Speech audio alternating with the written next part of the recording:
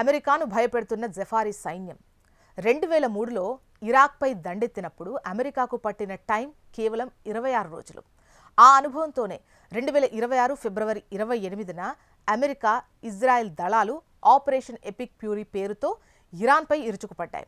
ఆకాశాన్ని చీల్చుకుంటూ వచ్చిన డ్రోన్లు, క్షిపణులు Iran supreme leader Ayatollah Ali ఖమేనీతో సహా ఆ దేశ అత్యున్నత సైనిక కమాండర్స్ అందరినీ అంతమొందించాయి. ఇక ఇరాన్ పని అయిపోయింది, ఆ దేశం కుప్పకూలుతుందని వాషింగ్టన్ భావించింది. కానీ ఇక్కడి నుంచే అసలు కథ స్టార్ట్ అయింది. నాయకత్వం అంతమొదితే సైన్యం చెల్లాచెదురవుతుందని అమెరికా వేసిన అంచనా ఇరాన్ విషయంలో పటాపంచలైంది. దీనికి కారణం ఇస్లామిక్ రెవల్యూషనరీ గార్డ్ కార్ప్స్ మాజీ chief major general Mohammad Ali Jafari. 2003లో సద్దాం హుసేన్ సైన్యం కేవలం 26 రోజుల్లోనే ఎందుకు ఓడిపోయిందో జఫారీ నిశితంగా అధ్యయనం చేశారు. సద్దాం తన సైన్యాన్ని సెంట్రలైజ్డ్ అంటే కేంద్రీకృత పద్ధతిలో ఉంచడం వల్ల ఆయన పట్టు కోల్పోగానే సైన్యం పక్షవాతానికి గురైందని జఫారీ గుర్తించారు. తన దేశానికి ఆ పరిస్థితి రాకూడదని ఆయన రూపొందించిన సిద్ధాంతమే వికేంద్రీకృత మొజాయిక్.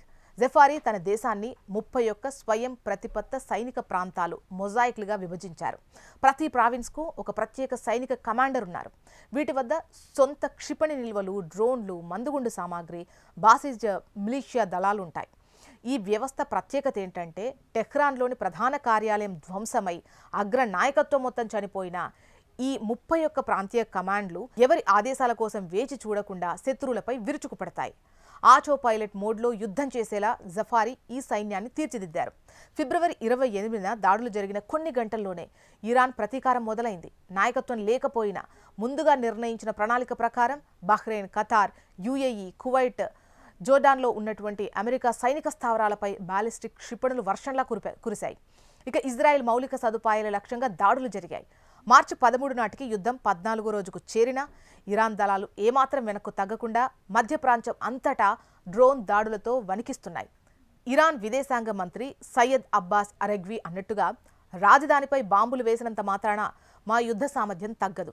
జఫారీ రూపొందించిన ఈ వ్యూహం ఇరాన్ను విజేతగా నిలబెట్టలేకపోయినా ఆ దేశం ఓడిపోవడాన్ని మాత్రం అసాధ్యం చేస్తుంది. కేంద్రీకృత సైన్యాలు ఎలా కుప్పకూలుతాయో అధ్యయనం చేసిన జఫారీ ఎప్పటికీ కుప్పకూలని ఒక హైడ్రా లాంటి సైన్యాన్ని నిర్మించారు.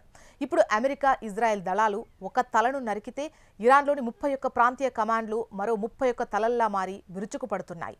మహమ్మద్ అలీ జఫారీ సెప్టెంబర్ 1, 1957న ఇరాన్లోని యజ్ద్ నగరంలో జన్మించారు. ఆయన విద్యాభ్యాసం టెహ్రాన్ విశ్వవిద్యాలయంలో సాగింది.